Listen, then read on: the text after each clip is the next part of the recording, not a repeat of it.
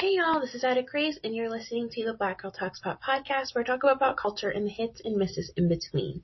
So today I decided to do an audio podcast because I am incredibly unhappy, and I did not want this to be the podcast version of like every time Viola Davis takes off her wig in How to Get Away with Murder. It's every time that happens and she's like taking off her eyelashes, just something about that disturbed my spirit.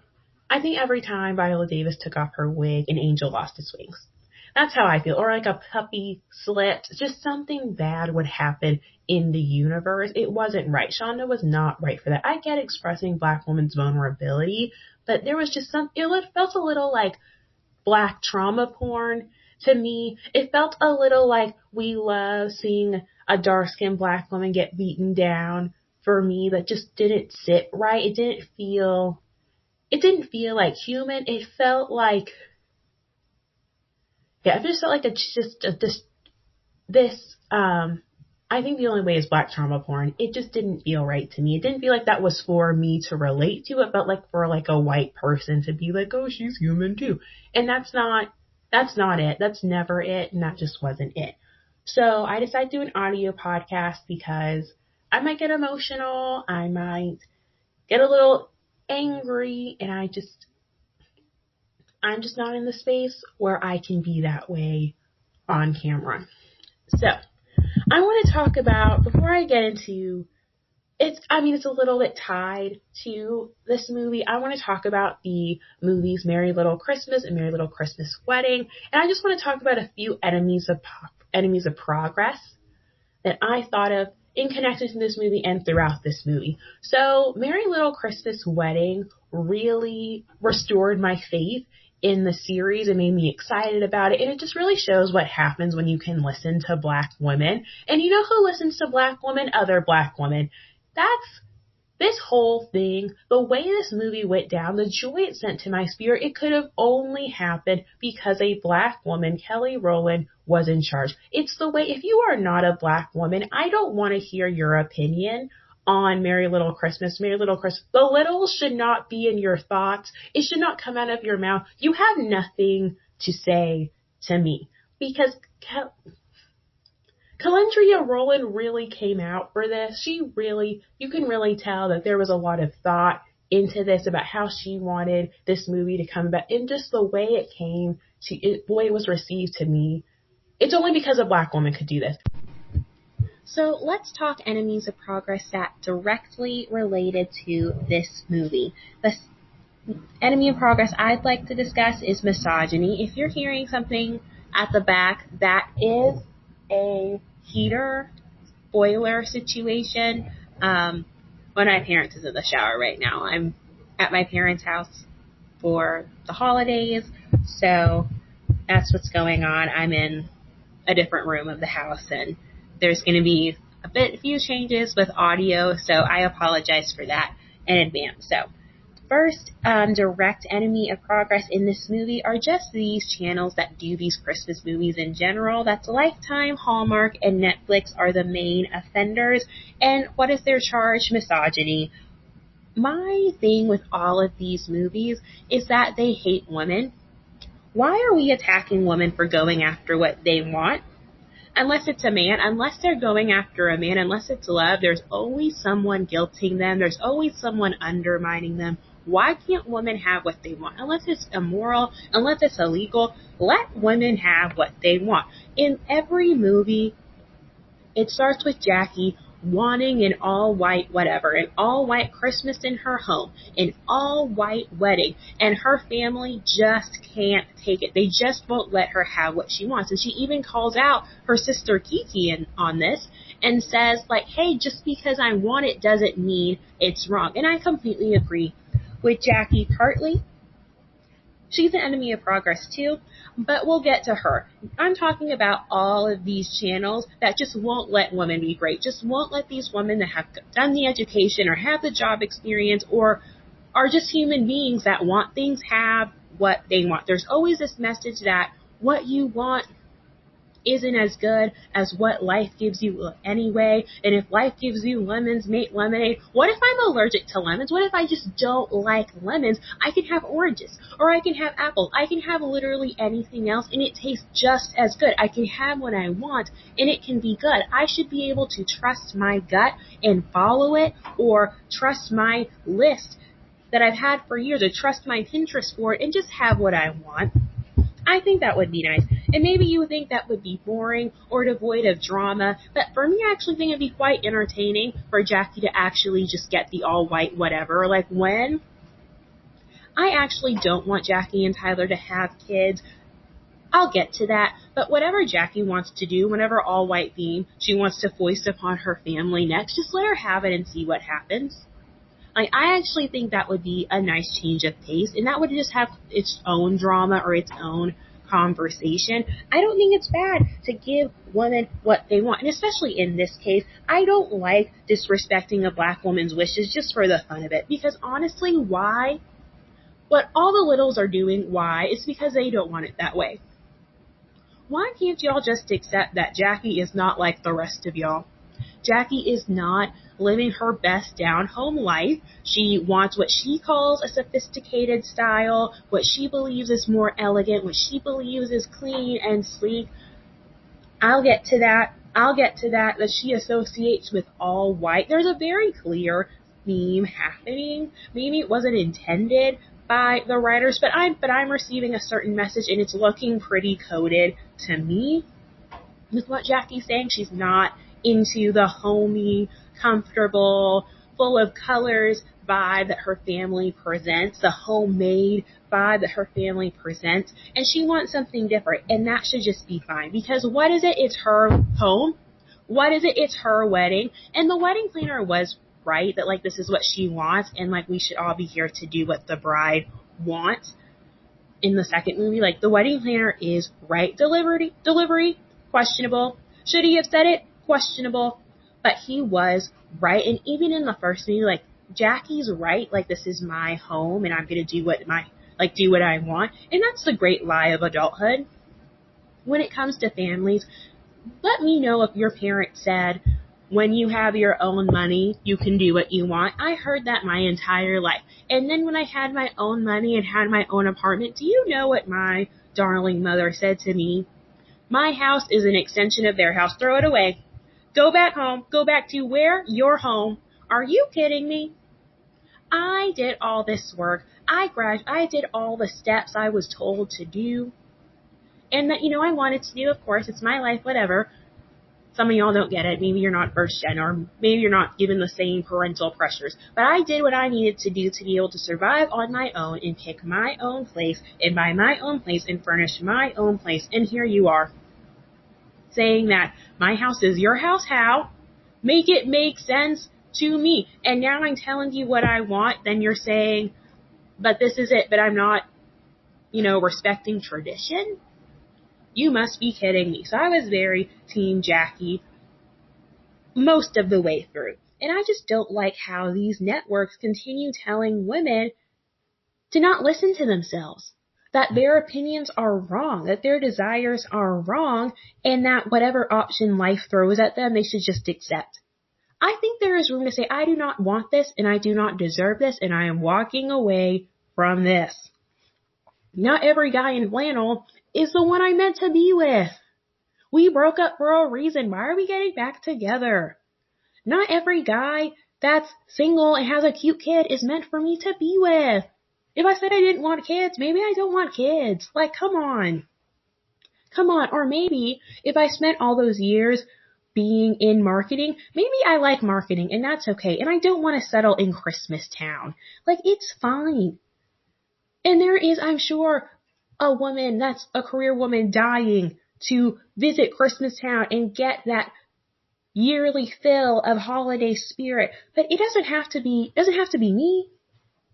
I can do my own thing. I don't think flannel brings out my eyes. I don't think it fits with my body type, or it doesn't fit my aesthetic, or I just don't want it. So, Lifetime, Hallmark, Netflix, I see what y'all are doing, and I do not like your messaging. I can have what I want. And sometimes It doesn't have to be a man. It doesn't ever have to be a man.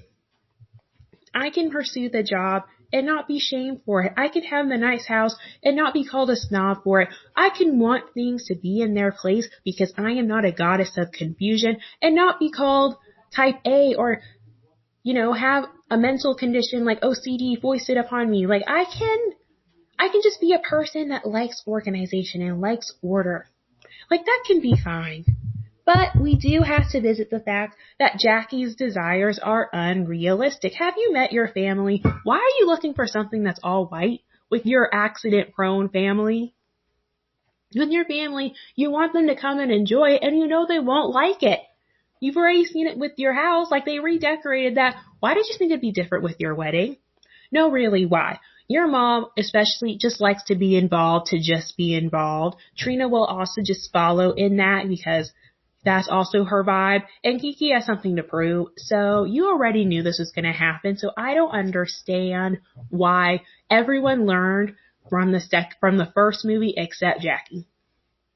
Like that was surprising to me. Like that idea of I'm just going to have this all white thing that I want and not, invite my family to look on Zoom or make sure, you guys get here Christmas Eve when everything is set up.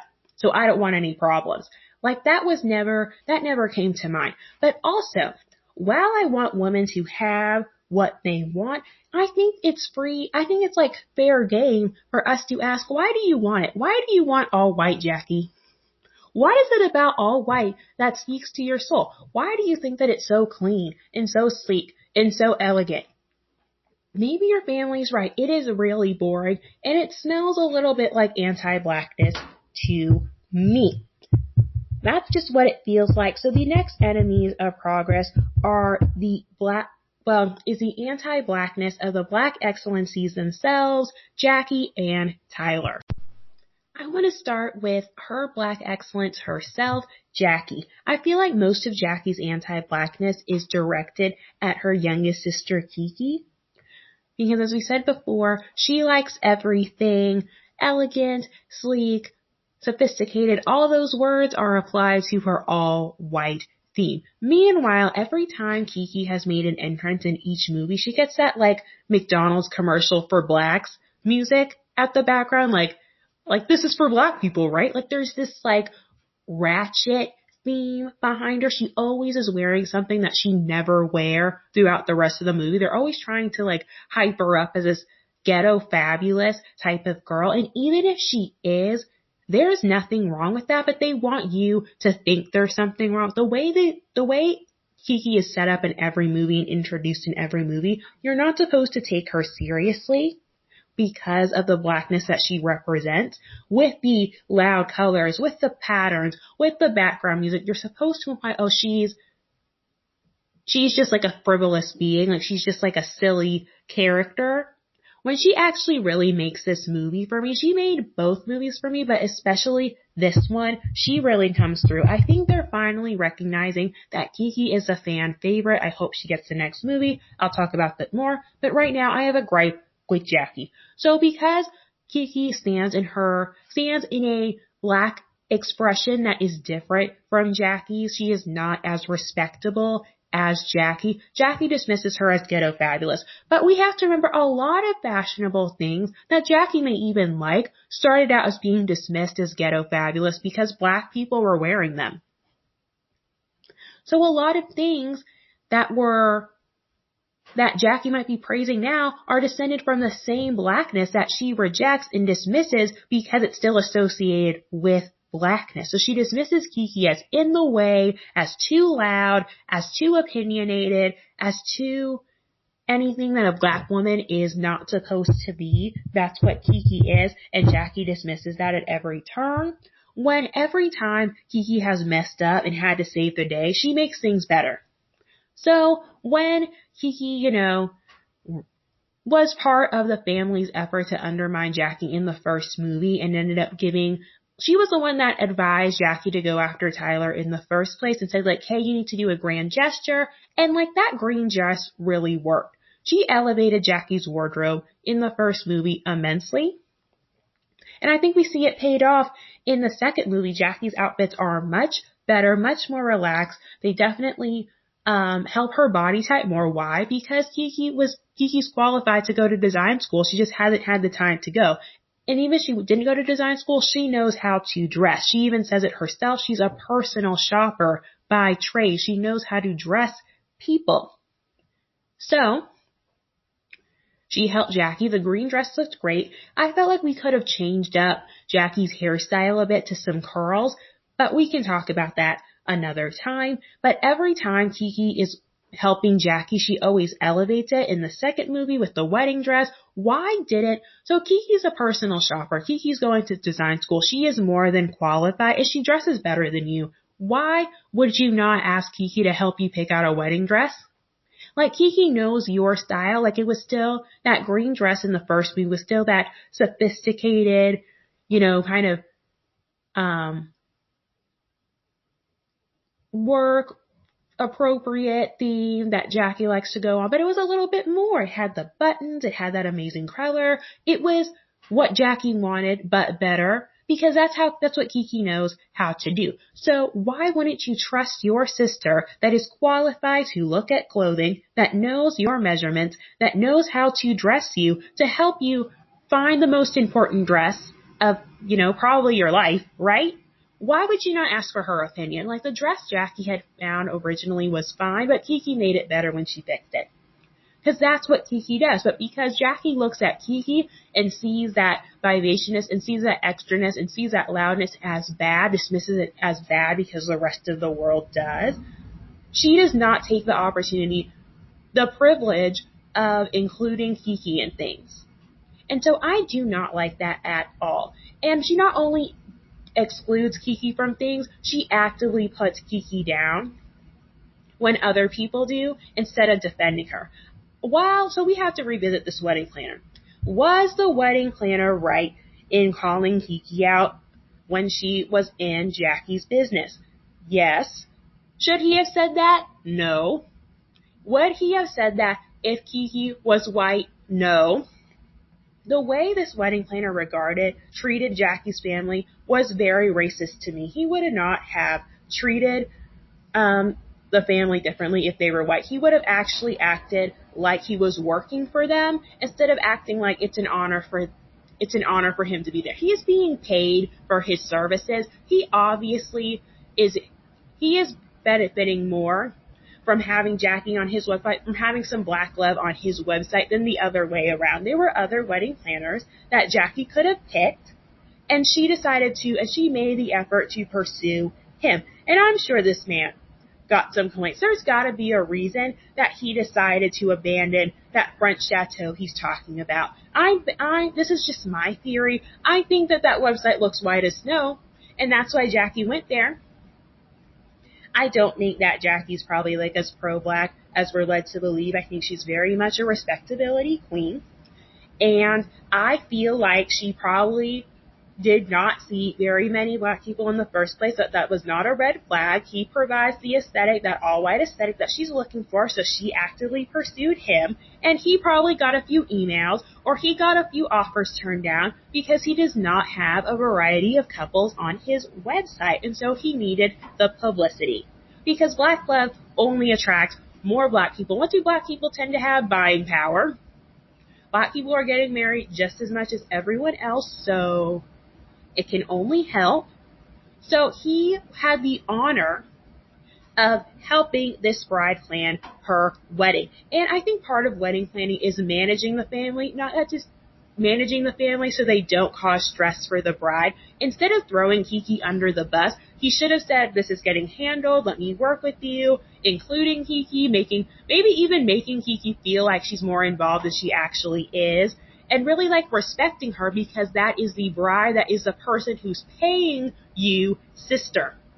But instead of Jackie standing up for Kiki and being like, hey, actually, me and my family are your customers. You are throwing an event. You are planning an event for us. She's like, Kiki, why are you in the way? Why are you disrespecting my wedding planner? Why are you being the worst? She does the same thing when he goes after her mother and her sister Trina. She yells at them and says, one, you should have been looking for Kiki, and two, why are you in my business and like trying to get the wedding planner not to quit. If my wedding planner is talking sideways to my family, he has to go. Because a wedding is not just my day, it is our event. Like, we are going to all take pictures together. We're all going to be dancing together. And you are supposed to be helping me. If my family is stressing me, that is something for you to handle. And if you're not handling that, if you can't do that without becoming a problem for me, well, I have no patience for you. I have no room for you. So he was definitely wrong. And I think he was definitely being racist there. And I did not appreciate that. So Jackie needs to really do some inner work and figure out what is it about Kiki that really bothers her, because Kiki has only helped her so far. I mean, some of you guys are going to be watching this movie being like, what? But Kiki knows how to turn things around after she messes up. But my thing is, Kiki only messes up because she's not involved from the beginning. So why not just involve her from the beginning and have your party look great and have your dress look great and just be merry and happy? Like, your family has saved your butt more than once. You wouldn't be working at Queen of the Castle if your family was not involved. So why not just involve them? Like, what they do is not all bad. They add fun, they add excitement, things that you don't really provide on your own, Jackie. So, look into it. So now we'll move on to Tyler, even though there's a little bit less to say, because at the end of the day, do any of us really know Tyler? You know how you can just look at things and get divinely inspired? At first I was like, I don't have that much to say about Tyler because he's a stranger. But what I have to talk about is actually a little bit of a bigger issue, even though I may not be dedicating that much time to it. I feel like there was just another strain of anti-Blackness throughout this movie. While it claimed to be elevating Black American culture, it decided to take a dig at Black African cultures instead of African people for absolutely no reason. So Tyler is in a little hot water with me because he mentions that Chris, his friend and the best man, is brave because he goes on medical mission trips to Africa. The question of the day is, why? Well, first, does he go on medical mission trips to all of Africa? Like, how does he have the time to go to your wedding? Like, let me see that schedule. You mean to tell me that he's visiting everywhere in the continent of Africa all the time? You're telling me that Google was shut down that day and you guys could not find a specific country that he's going to? And in that country, dangerous? Really? He's risking his life? No, please explain to me why. You explain to me, what is it about the continent of Africa with its different geographical locations and the different nationalities and languages and governments that strikes so much fear in your hearts? Please make it make sense to me. And what fears are specifically on the continent of Africa that are not around in the rest of the world? Boko Haram? Are there not terrorist groups around the world? Are there not terrorist groups communing in your internet? Are there not possible people being radicalized on the internet right now? Really? That's what we're worried about? Oh, wild animals? Don't we regularly have discussions, or if you see something on Twitter about some large, some kangaroo in Australia going nuts, or a spider or a snake, but somehow Australia is still a place that people want to visit. Why does that continent strike curiosity, but Africa strikes fear? No, what's the difference? Oh, because Black people are there? So suddenly it's scary? Suddenly it requires bravery? Suddenly it's such a sacrifice to go to? Suddenly it's only a place you want to go to unless you're on medical missions? So not even regular missions. You have to be treating an emergency to be going to the continent of Africa. Oh, really? If you cannot uplift all the Black people, leave the Black people that you don't like, or probably most truly don't know anything about, alone. No, was there an African on the writing team? If there was, shame on you. And if there wasn't, which there most likely wasn't, leave us alone. Permission to be left alone. Really? Really? I thought this was about Black American culture, from the jumping the broom and, conversation about the ancestors. So what do Africans have to do with this? No, really. Is there anything else about bravery that you could have mentioned instead? Probably, but you decided to take a dig at Africans for what? For what? And the same Africans that you're taking a dig at, me being one of them, are on my internet trying to support you and trying to look at you and be a part of your movie because I'm thinking, Black community. I'm trying to find community with you, but apparently you're so scared for me because of where I come from.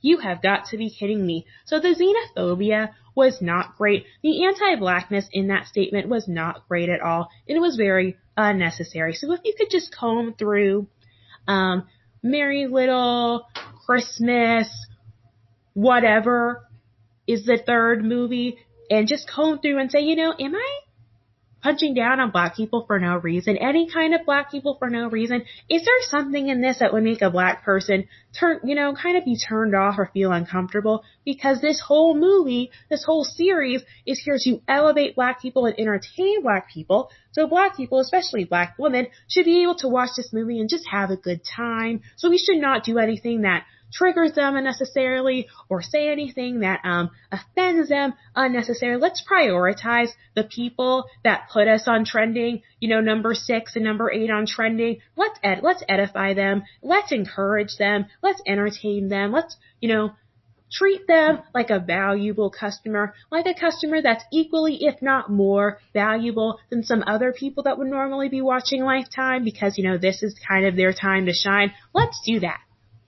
That's just my encouragement for the script writers of this movie. If you have nothing nice to say about some Black people, leave them alone. And I believe that's all I have to say about that line in the movie. Another thing is forcing people to do things that they clearly do not want to do. So forcing people to kiss. So I felt for that elf. She wanted to see some Black love happen. She was trying to help Chris out, but the mistletoe was not it. Kiki's heart was not ready to receive Chris's love and affection. Chris is a commitment phobe. Apparently he's telling on himself that he has a history of ghosting people. So that's a red flag. So is he, she ghosted him. Is he going to ghost her? There's a lot of concerns. We like Chris for now, but he is highly suspicious. So if there could be, another guy, I'm not that committed to Chris. I want Kiki to find love, but I want Kiki to find the best guy possible for her. And Chris does not seem like a very secure investment at this time. We're looking for kind of like a blue chip investment of men. That's someone that's steady, someone that's always going to bring returns because they're kind of a place that you cannot imagine your life with, you cannot imagine your world without, that kind of thing. That's what we're looking for Kiki. We are not looking for, you're interesting, I'm interested, mostly because you ghosted me. And that usually doesn't happen because I'm the one that does the ghosting. And by the way, I'm 35. Absolutely not. So if we could just get somebody else, that'd be great. But, the elf doesn't know that. She's just, attractive Black people. My social media is telling me that Black love is on decline or it's extinct, whatever you're seeing on your timeline, that's what I'm seeing on mine sometimes. And it's just, whoo, it's not great. So she, thrusts a mistletoe between them and says, make this happen. But that's not how you make kisses happen. Most importantly, you should not try to make kisses happen because no means no. So elf, no means no, and let's not create a situation where, a emphatic no has to be said. And at the end of the movie, forcing people to have babies, especially like right after they got married. Like marriage changes things. You have a different level of commitment than before. You're all in each other's business. You're sharing a last name. You're trying to figure out, especially, with us straight people, like we're still trying to I feel like we need a massive convention that redefines marriage. My theory is that marriage was not ruined by anybody else but straight people. Especially, straight dudes not catching up with things. That's just my little theory. So, it's really difficult to work into, the modern age, and then you have like those traditional roles in marriage and how to blend those together and figure out what works for your marriage, because your marriage doesn't look like anybody else's relationship, but you still want to be able to be in community with your couple friends and talk amongst each other and say, what do I need, and let me vent, but not vent too much because someone might try to take my man, or vent too much because he'll find out. Like, there's all this stuff to work through. And then you want to throw in a baby in there as soon as possible? Absolutely not. I would say, years into your marriage, once you figure out a rhythm that works for you, then maybe think about a baby. Or you know what? The way Jackie and Tyler are set up, Tyler already has 2 kids.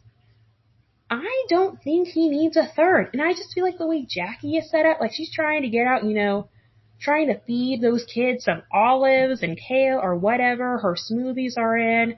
Like, I don't think she's a person that necessarily wants kids. I feel like she only wants kids to make her parents happy because that's like traditions and someone to pass on traditions. So she could pass on traditions to Coco and Josh. Okay, they're Littles by association. Or you know what, Mr. and Mrs. Liddle, you have Ava. You have Bryce. You don't need a kid from Jackie. You just want a kid from Jackie. And whether you need one or want one, like, it's not your womb. So leave her alone. Leave Jackie alone. Let Jackie ascend the corporate ladder and enjoy her days with Chris. They are a family even without a child. Jackie was a family to herself. Her family has grown because now she's married to Tyler. That's it. So I was not in support of that pressure and that embarrassment of Jackie and Tyler at the end of the movie. They should not be pressured to have a child. And honestly, I think the story would work, but we just kind of end things there with Jackie and Tyler and really move on to some of the other siblings. That's just my piece though. So maybe you're listening to this and your number one question is, what is Merry Little Christmas and who are the Littles? That's a great question. If you've listened to this podcast before, you know that I start a story by like middle, beginning, middle, and then end. So it may not be as sequential as you may like. And for that, I apologize. This is something that is a part of my life and I just don't feel led to change at this time. So maybe that should have been like a disclaimer at the beginning. And another disclaimer, I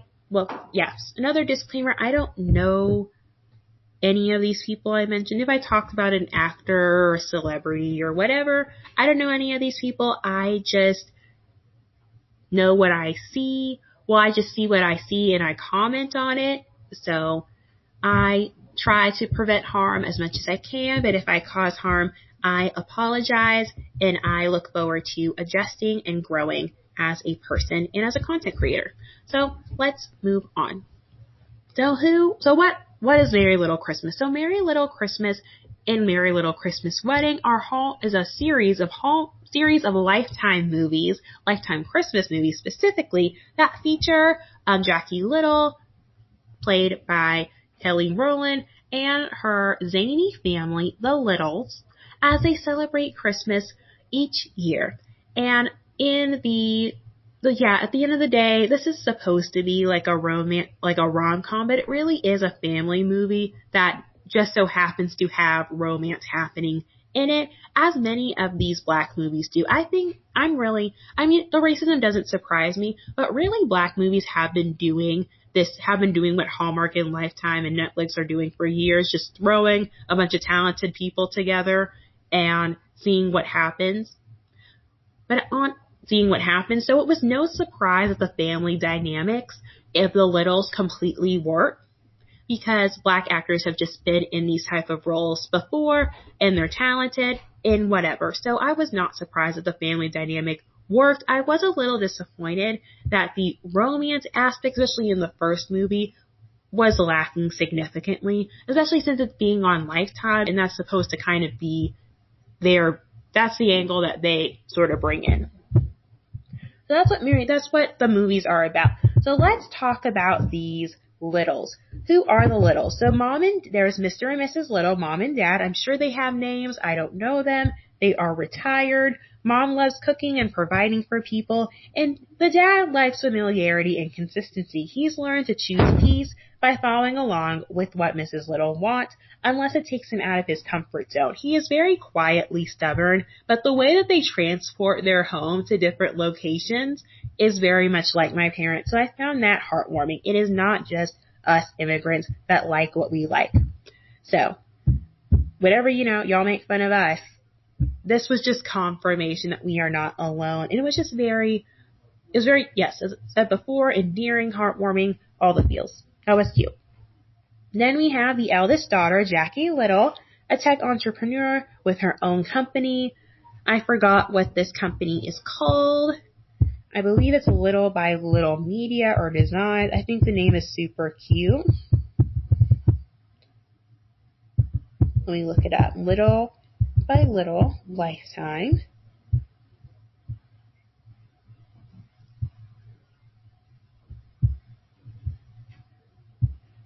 Sorry, I'm reading articles right now.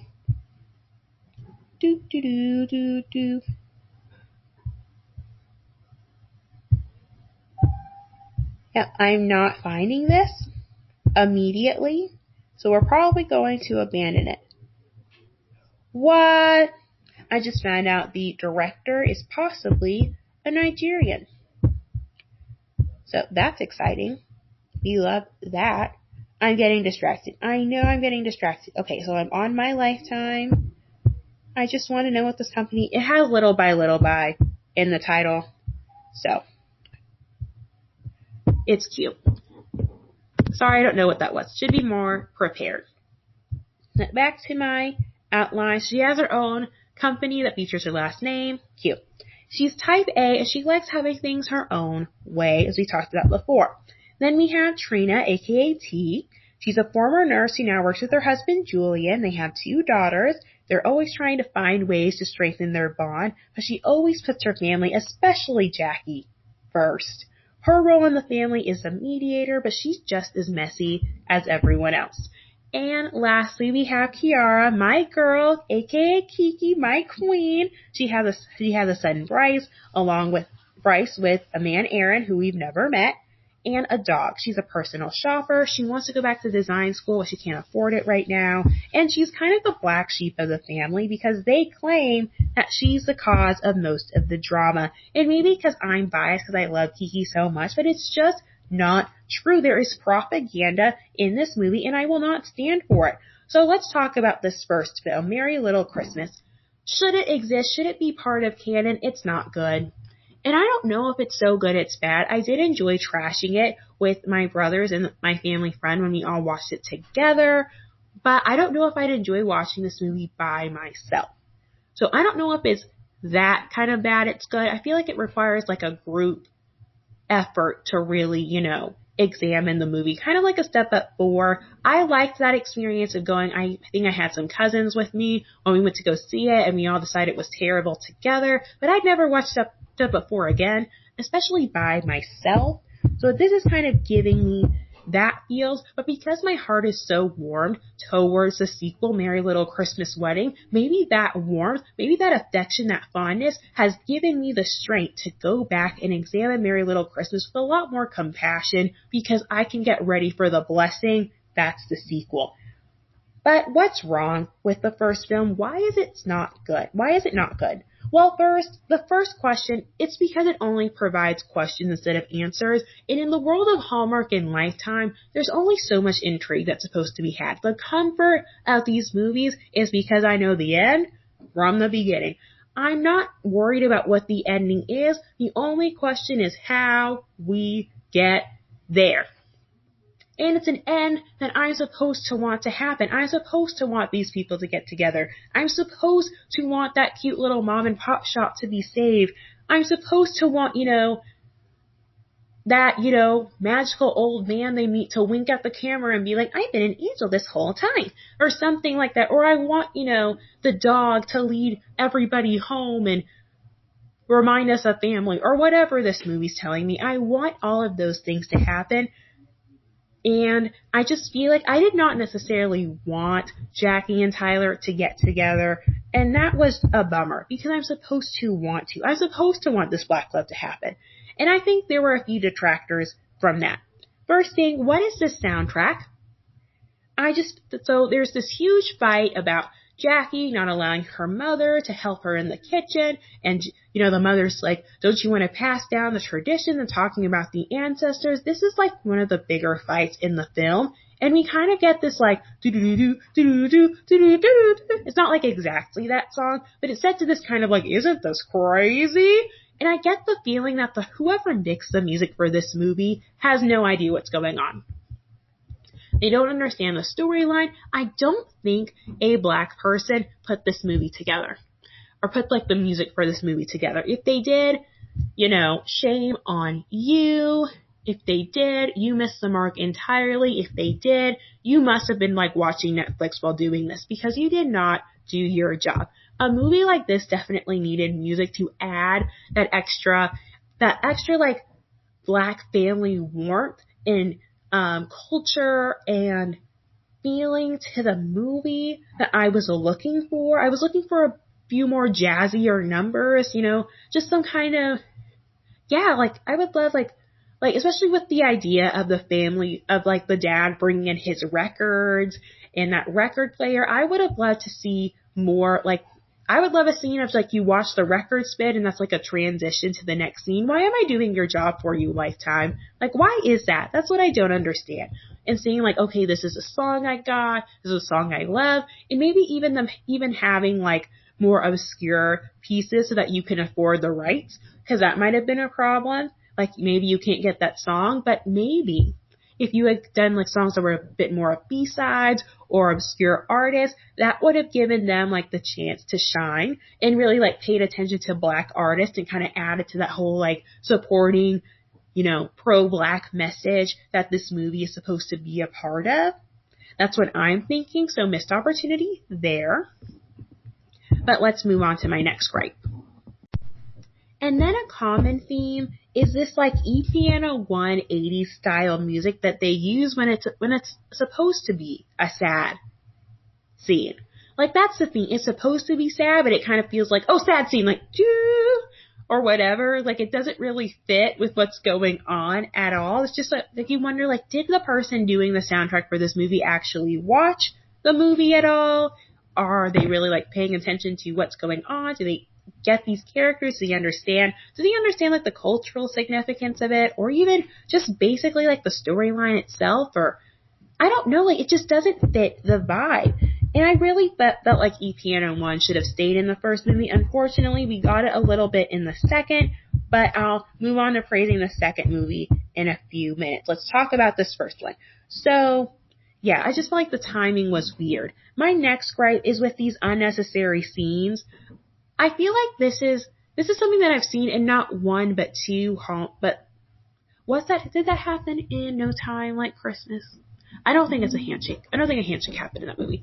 But in both movies, do they understand that like you can be close to a child without having a secret handshake? Or maybe I'm saying that as a person that did not take the time to create a secret handshake. I think I saw this in the Princess Switch as well. You can have an emotional tie to a child. You could have some kind of a good rapport with a child without including a handshake. That's the thing I don't understand. It felt a little unnecessary to me. And then that scene where the mother, Mrs. Liddle, is delegating tasks to the woman in the kitchen. They were kind of giving me black sorority with like the way they were sitting and being dressed up. That was kind of cute. But then it's like, we are a logical people. Why are they dressed up to cook? Like, I would expect that maybe if we're, like showing off the food or something, or like doing like a special, like this is a Christmas dinner, we're walking to the dining together, like we're all going to have a good night, let's cheers to like us completing the meal. But why are we all dressed to cook? Like, wouldn't that ruin your outfits? I just didn't understand that. And then they did like this weird, girl power, go team kind of thing. It just felt odd to me. Like, that's not something that would happen in my family, but maybe let me know if your family requires an extra motivation to cook together. And then my next gripe was, isn't it been Christmas outside? I get they're in California, but I felt like there should be like that recognition of like, oh, like, are people like not, putting up Christmas decorations in California? Maybe some joke like it's not like the South, so maybe like kind of like a godless thing. Like, do they even know, it's the reason for the season? Just something like that. I feel like the Liddles are just like that black family that's going to church together. So I would appreciate a joke like that. So I think the biggest gripe that I have with the first movie is the question we're all asking: who is Tyler and why should we care? As you can hear in the background, I am in that part of the house with my parents' heater and boiler really making a joyful noise in the background. So I apologize if you can't hear me that well. I'm going to try to speak a little louder, although my voice doesn't naturally project. Okay, so back to Tyler. I felt this movie is supposed to be primarily a rom-com, a love story, but it's more of like a family movie that just so happens to have like love blossoming in it. And even the love that blossoms, it's like a nice little like sprout. But we're supposed to attach a lot of value and think there's a lot more intimacy in this romance than there actually is. Like there's not enough of a foundation or even like a scene of Tyler opening up and being vulnerable that justifies the kiss that happens at the end.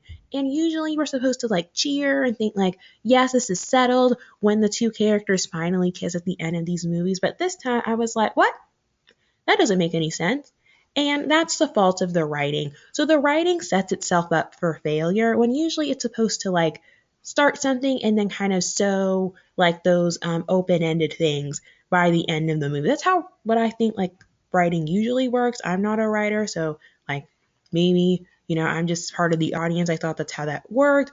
But I felt like there were a lot of loose ends that they just try to wrap up, but then only left a bunch of knots and not really a beautiful masterpiece of a story. So let's explain.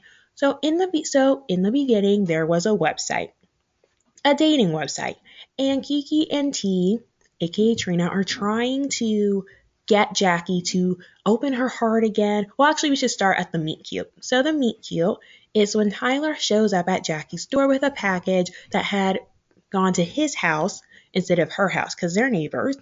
And so he uses an opportunity. Apparently, he saw her before, thought she was cute, and this is his moment. He's going to own it and really make things happen. So I admire Tyler for that. I love seeing a black man pursue a black woman. We love to see it. So I thought this was a really cute gesture. And Jackie was not nice. She was not having it because he had mentioned being, like kind of waking up in the morning, getting his breakfast and seeing her across the street and being like, "Ooh, like she's cute. Who's that?" She takes that to mean that he's a lazy bum because she's like, productive people are usually up and ready to go to work by 8:30, and Trina's like, girl, abort, abort, abort, abort. She's like, get Jackie away from them. The more Jackie speaks, the worse it's going to get.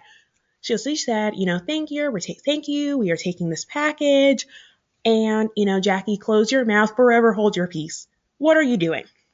Because Trina, who is a nurse, recognizes that people can work at night.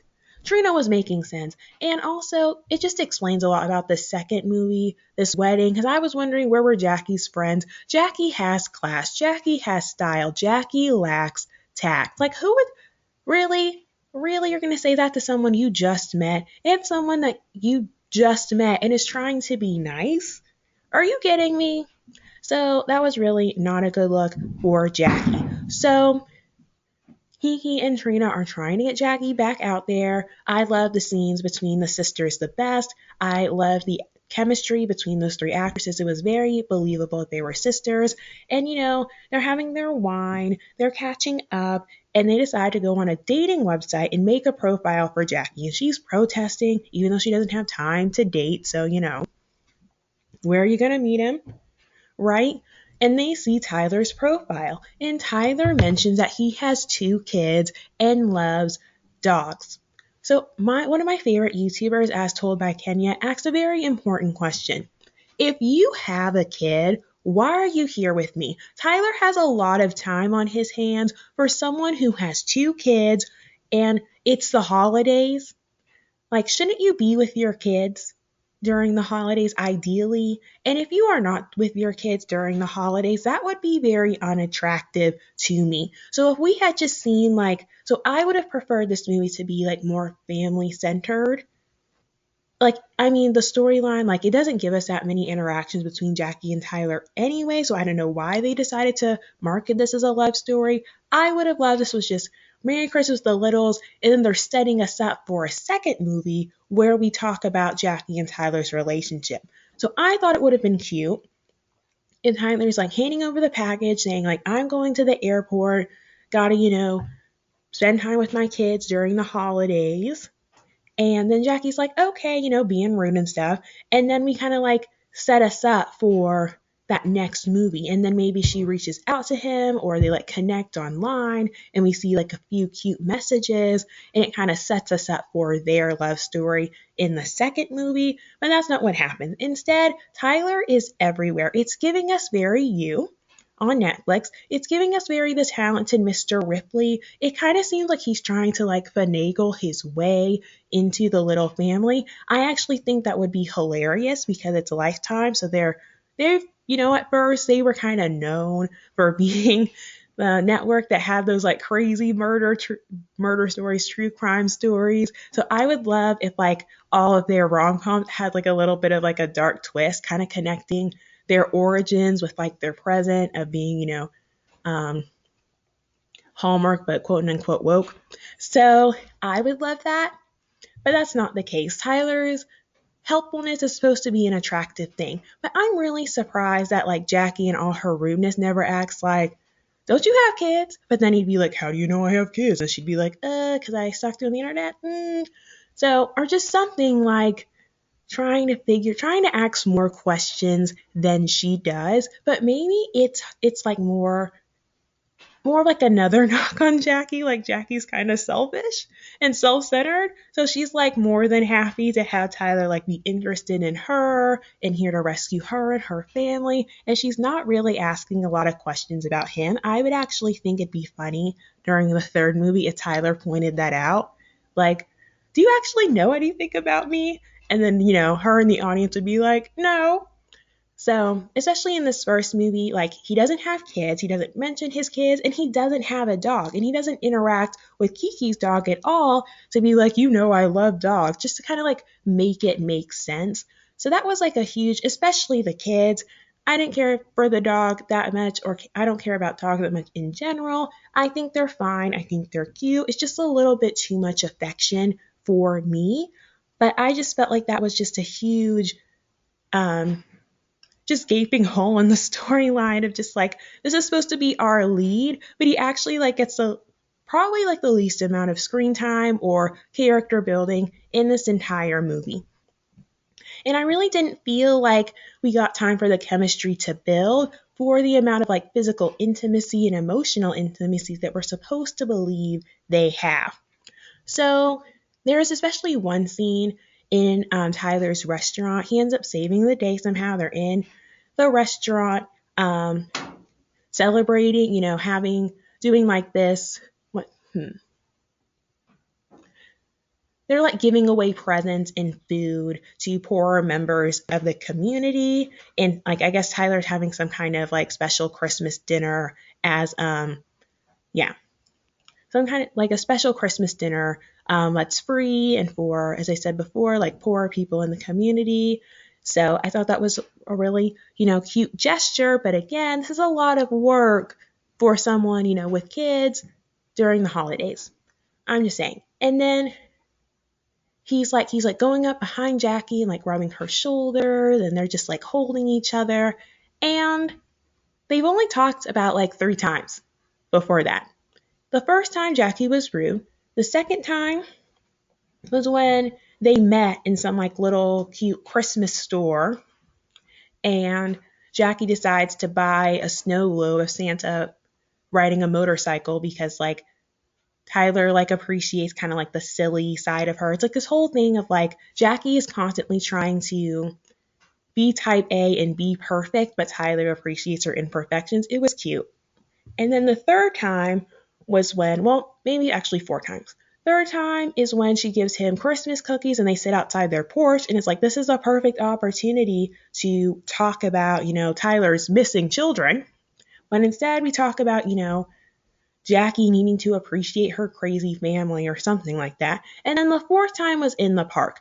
And this is the part that really where the bad acting came in. There's a few, well, I'm gonna blame it on bad writing, maybe not. Bad writing and bad stage direction. I'm gonna try not to blame the actors too much, but there is this scene where Jackie and Tyler are sitting in the park talking to each other, and Kiki's dog kind of breaks free and runs down the park. And so it's Jackie and Kiki that actually run after the dog. Tyler doesn't join them, which I felt was a really weird choice because if you're trying just to be a nice person in general, wouldn't you try to help?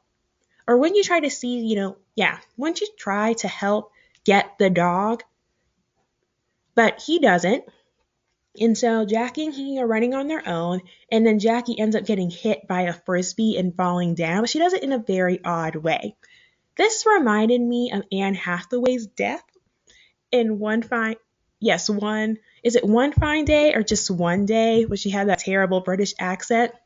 So this scene isn't supposed to be funny, but like she's riding on a bike and she gets hit by a car and she just if you haven't looked at that scene, please do it. It's maybe not, like if it's like traumatic or anything, but it's just like the weirdest scene. It's supposed to be like so sad and emotional, but it really isn't when you're watching it. You're just like, wait, did she die? And so this is a far less serious scene, but it was just kind of similar to that where she just gets knocked over, and it's not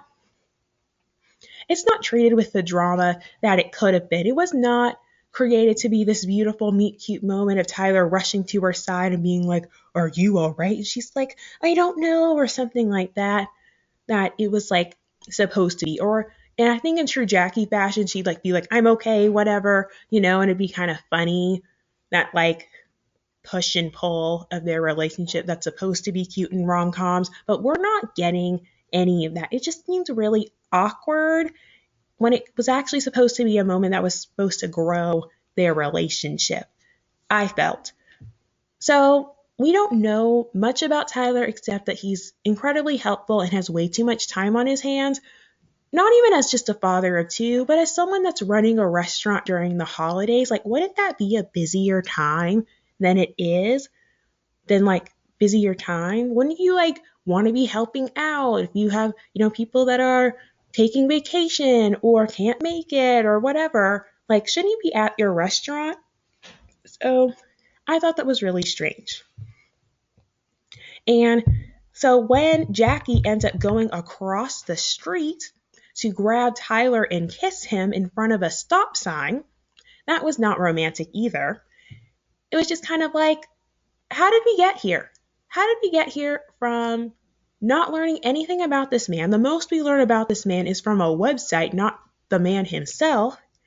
And they don't have a lot of moments to like weather through things together or a serious conversation about family and appreciating family and, maybe what Tyler wants his own family to be. Maybe like, I learned a lot from my divorce and I'm open to love again. We're not getting anything from Tyler.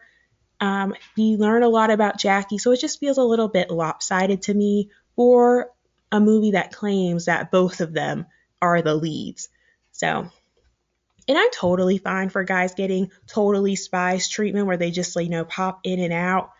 But I just felt like if that was Tyler's treatment, then we should have gotten this movie to be about the Liddles, not necessarily about Jackie and Tyler.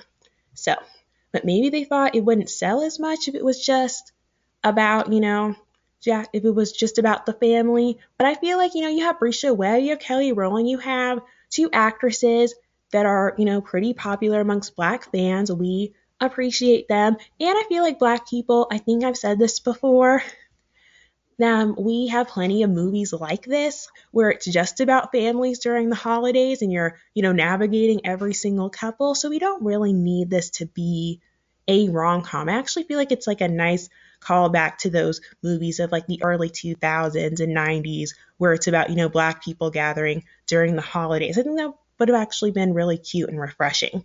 So those are my feelings on the first film.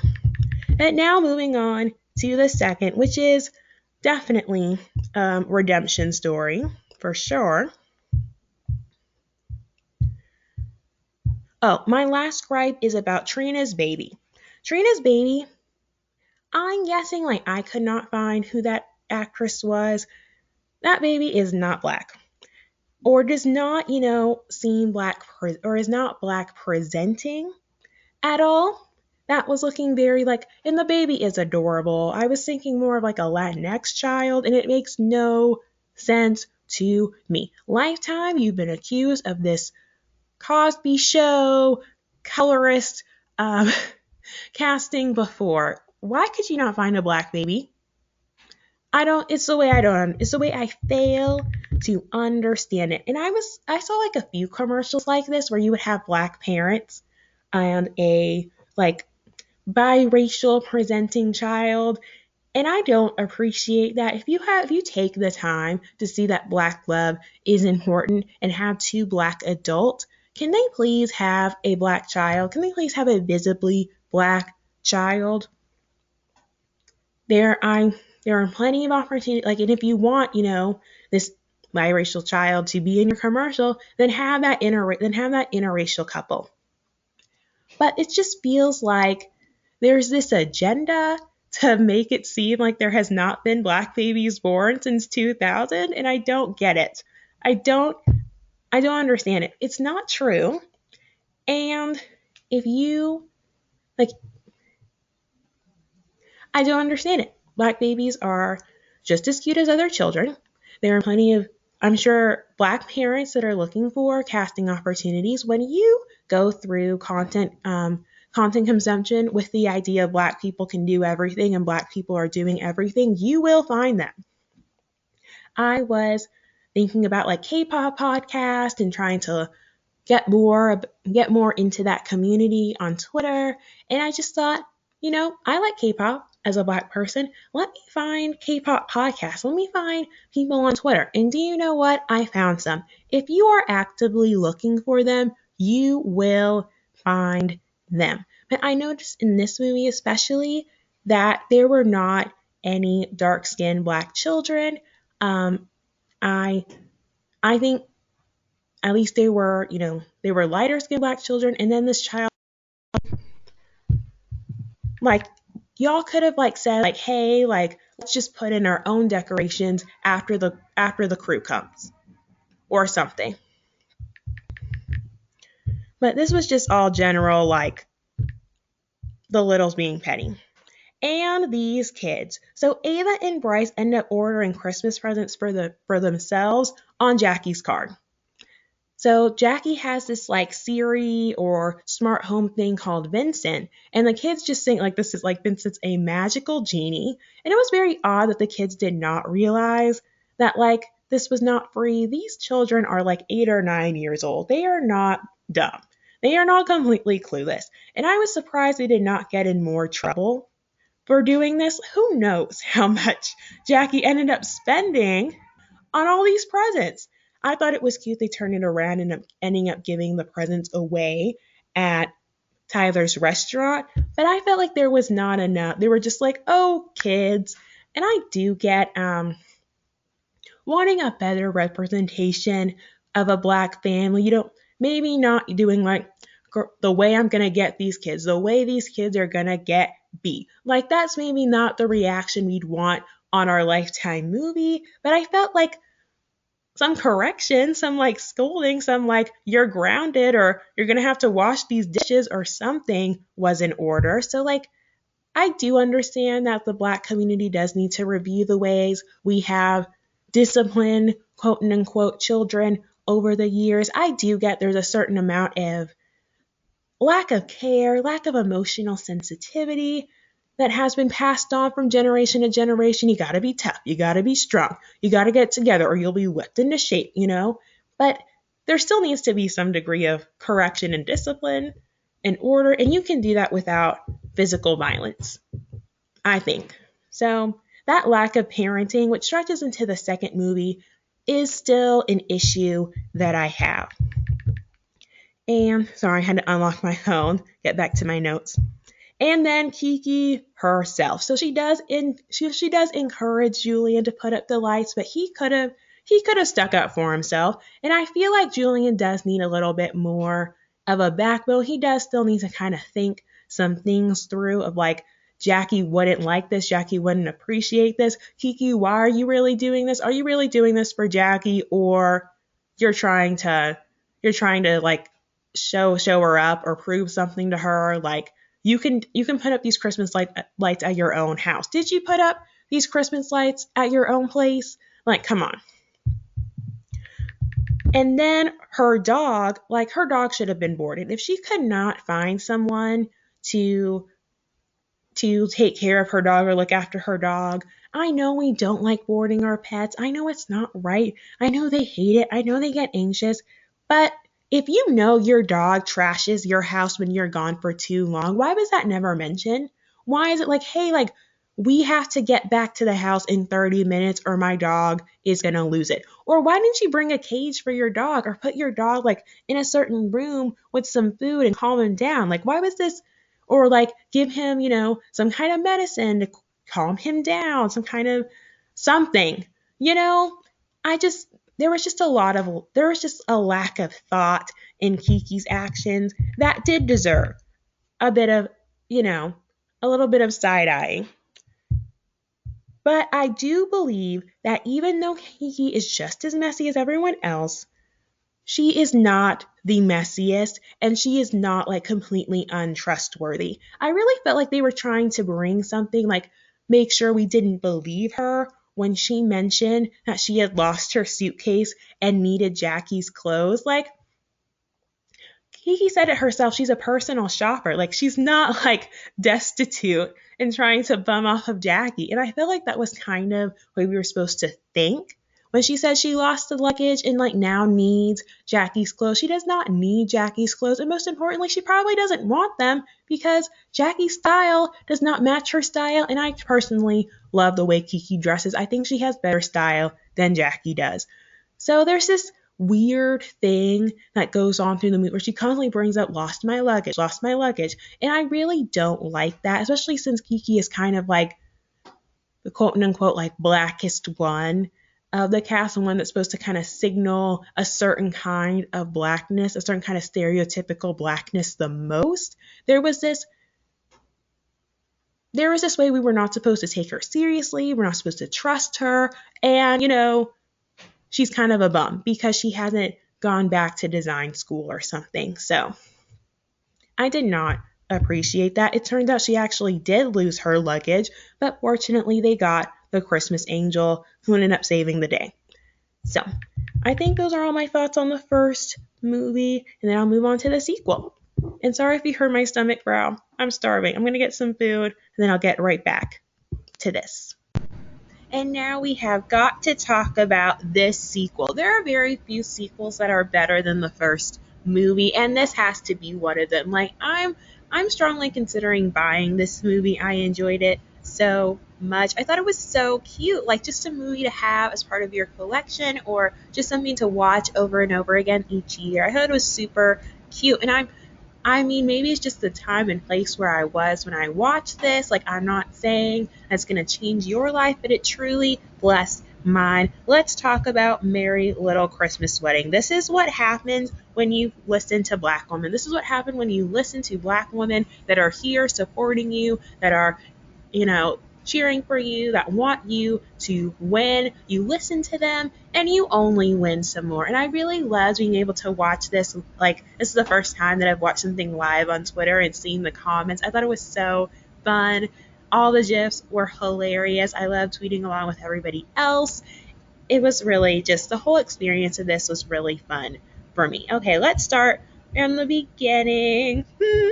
I'm so excited. Yay! Okay, so in the sequel, Jackie and Tyler are getting married after dating for a year. And let's just talk about some things that stood out to me that were much better. This soundtrack was much better. However, I did not like the McDonald's commercial entrance for Kiki again. And then you put her in an outfit that she probably would not choose for herself. It was just like, what kind of rainbow outfit can we throw together for our girl? And if you see her snakeskin pants in the forest, that outfit, that is a much different change than the than whatever concoction they put her in when she first enters. And she has this like scene of her walking in. It just feels it feels very gross. It feels very disrespectful for someone who is truly a fan favorite. It's like, I don't think y'all understand what people like about this movie. So we came for Jackie, but we are staying here because of Kiki. And I'll talk about Risha Webb. I told you I was going to talk about Risha Webb later. Later is not here, but she really was the MVP of this movie. And the writers and directors, all of you guys conspired to disrespect her. And I do not appreciate that. Like, we did not need that. And it's like, if you have Black women like watching your film, like, you don't have to, like, do you like us? The answer is no. But, Kelly, like, I feel like you should have paid, but maybe, you got a spirit of Black excellence too. So I don't know, but it was not a cute look. I did not appreciate seeing my girl Kiki dismissed like that again. And then we had some unnecessary scenes. I really wish that Josh and Jackie had their own moment. I know we talk about having, great Black male role models, but I do really think we need to talk about the role like Black mothers and mother figures play in Black men's lives and Black boys' lives. Like, I think they need a lot more respect, and not just the struggle, like they pray so much and they fight so much, but just something that just like a little Black boy really respecting a Black woman would be a really great scene to see. And just her, giving wisdom and maybe how to, understand his sister better, or just something. I feel like that would have been something very cute. Or just talking about, I would have loved a scene about talking to him why she chose her father, or, why Black love is important, or just something, or even, love and marriage are things to believe in. I think that would have been a really powerful scene also. While I did enjoy Coco and Jackie's moment, I felt there should have been a moment to really solidify Josh and Jackie's relationship, and what they gave me of him falling into her arms was just not enough. Like, he fell 2 inches away from her. It seems like he has this thing of being clumsy and going to the nearest adult for comfort because he's like 6 or 7. So I'm not really sure it's because of some emotional bond, or like he just needs someone, to like kiss him and make it better. So that was not enough for me, and it didn't really compare to what Coco and Jackie shared. What other unnecessary scenes? Back to my outline. I hated Santa Baby. Maybe it's my youth group training, so anything that like seems a little sexual, I'm like, oh no. But I also felt like having that scene right after Jackie telling Coco, like, I want to go on my own adventures and I don't wait for a man to rescue me and da-da-da. Like, it wasn't like that. It was much sweeter than that. But I just felt after that really empowering scene, Jackie pretty much telling Kiki, like, oh, let's perform a sexy dance to get your man, just didn't sit right with me. It felt unnecessary, and it felt like it kind of took away from the power of the scene that had happened just a few minutes before. And it's like Kiki wasn't even ready to open up to Chris at the time and like really be with him. So I just felt like, what purpose does this serve besides just following that trope someone mentioned on Twitter, like in every Black Christmas movie or Black movie, there's got to be like some performance. So maybe following in that trope, but it didn't feel earned. I would have loved, like somebody said, that the sisters ended the plastics. I did think they did a good job. I don't think it was like as iconic as Mean Girls, but they did a really great job. And they all looked great. But I felt like, let's do this routine that we did in high school, or let's do like, that dance that we learned before. Like, there was just nothing that felt like it was going to lead up to this scene or earn this scene at all. And instead of just, saying like, I'm going to attract my man with my feminine wiles, I would have liked a scene of just like emotional vulnerability. We did get that at the end of the movie at the wedding reception, but I felt like that served the purpose of drawing them closer together and building their relationship upon something that was a lot more mature and stable and solid, instead of like sexual attraction and like seduction and just things that don't last and are just kind of shallow. So I did not feel like that scene was very necessary at all. What else? And I love that we got Christmas. I loved the Christmas decorations around the hotel, and I just love how much the Littles love Christmas. I just decorated.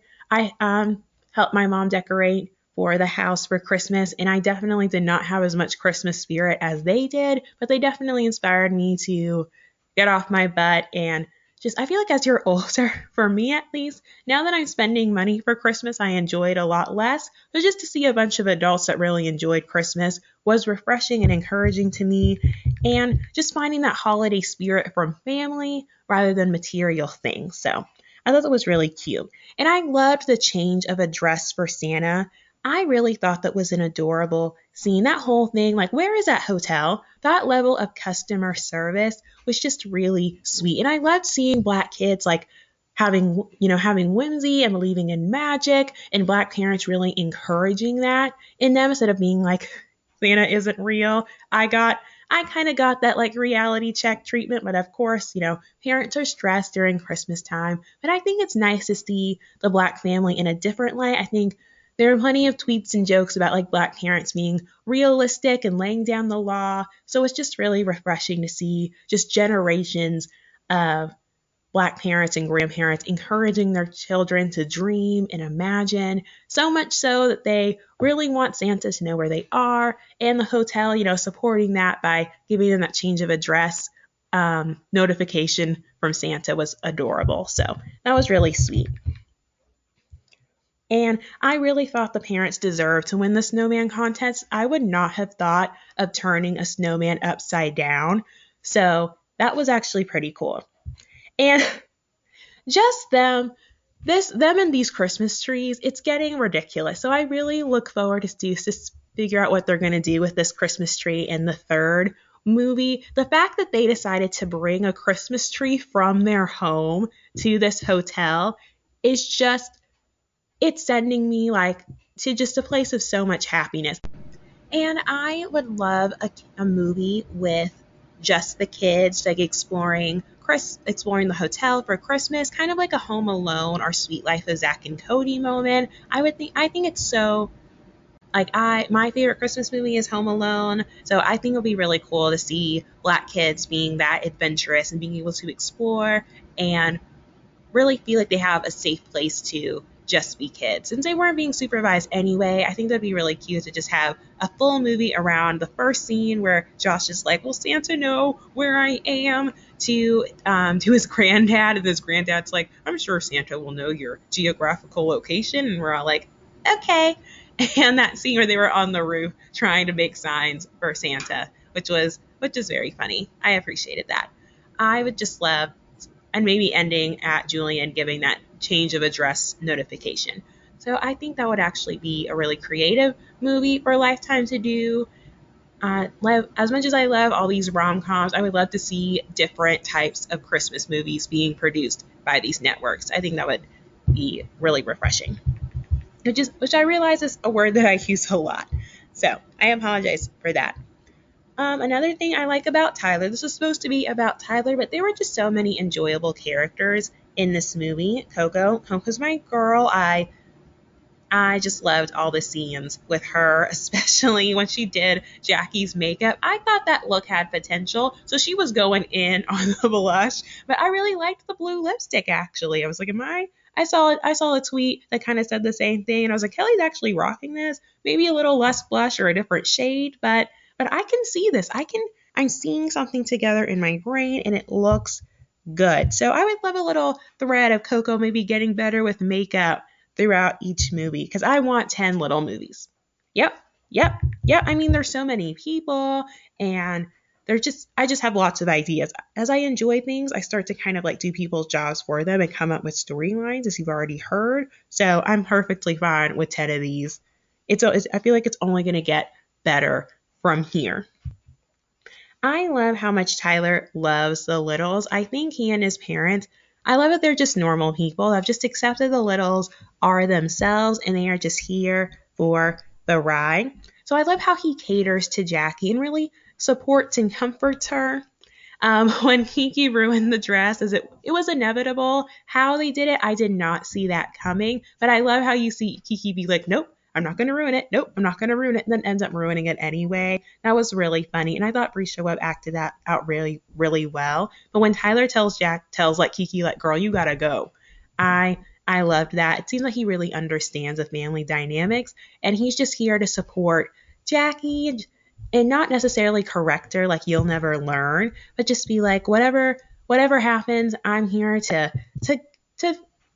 bridge that gap between commiserating with you, but also being protective of your family and making sure you don't completely throw them under the bus. Even though I wish we had gotten that group text canceling the wedding, I loved in the first movie when she decided to text them from her room that Christmas is over and basically kick them out. That was hilarious to me. That was so weird.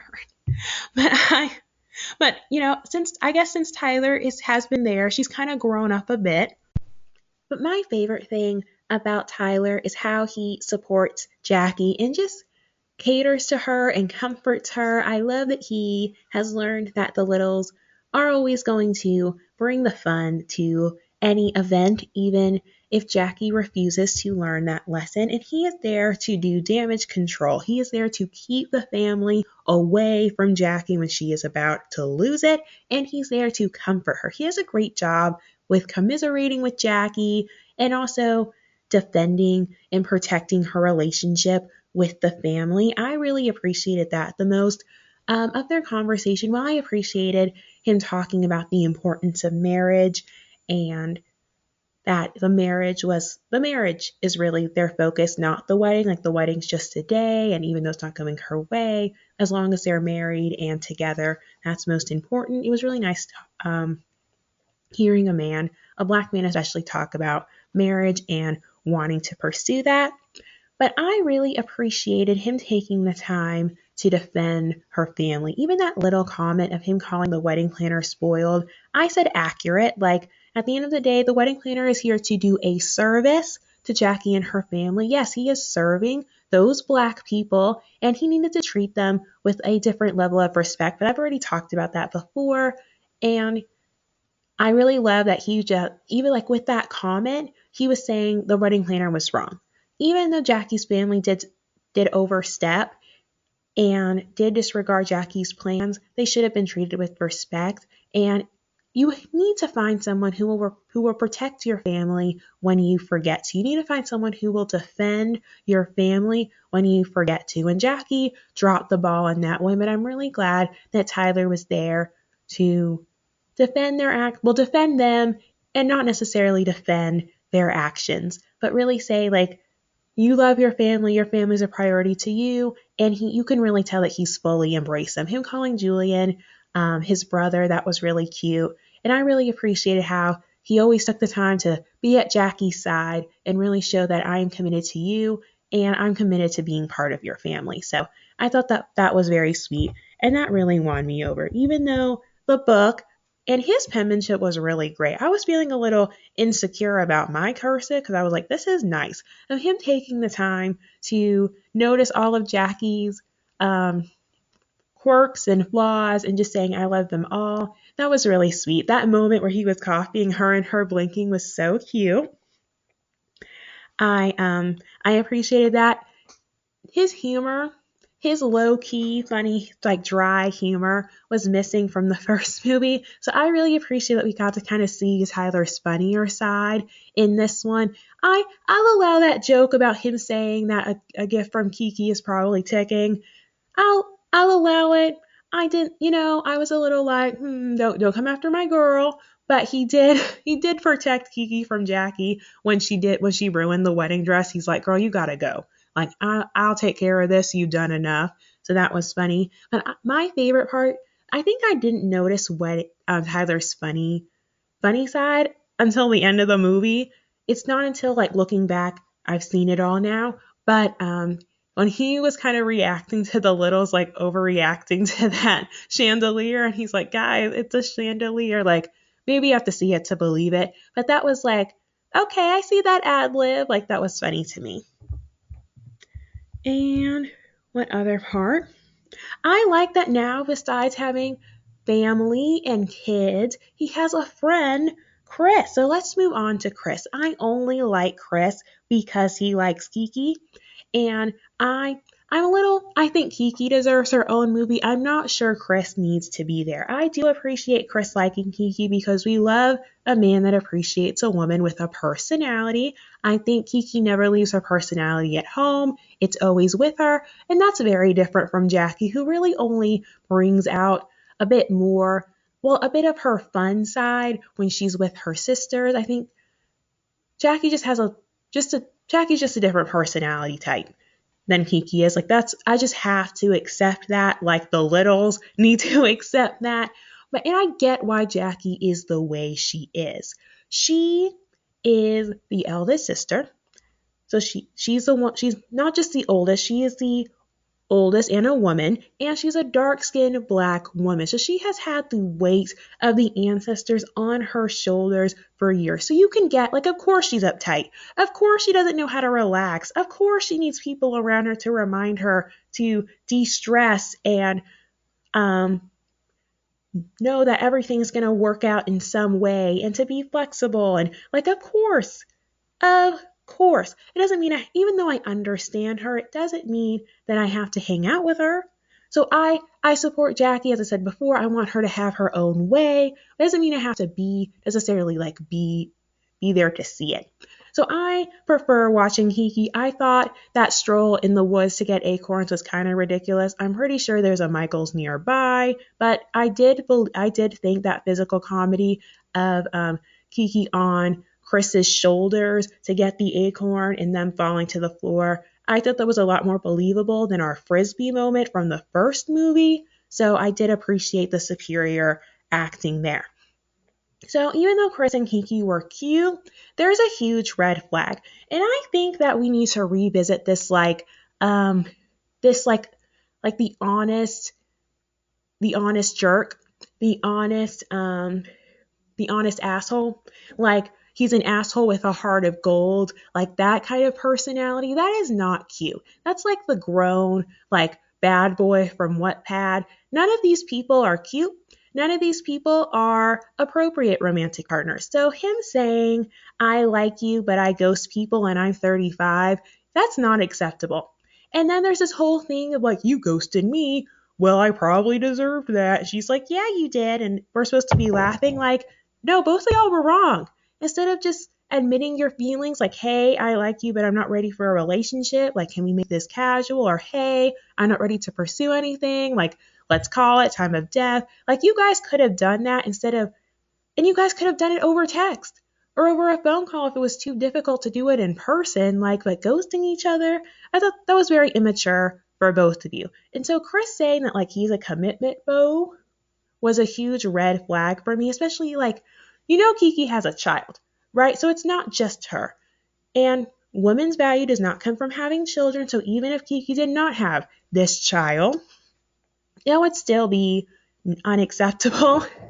So I don't think someone who was just afraid to fall in love like 2 seconds ago is the person to be pursuing a relationship with or start talking to with the hopes it can be something more.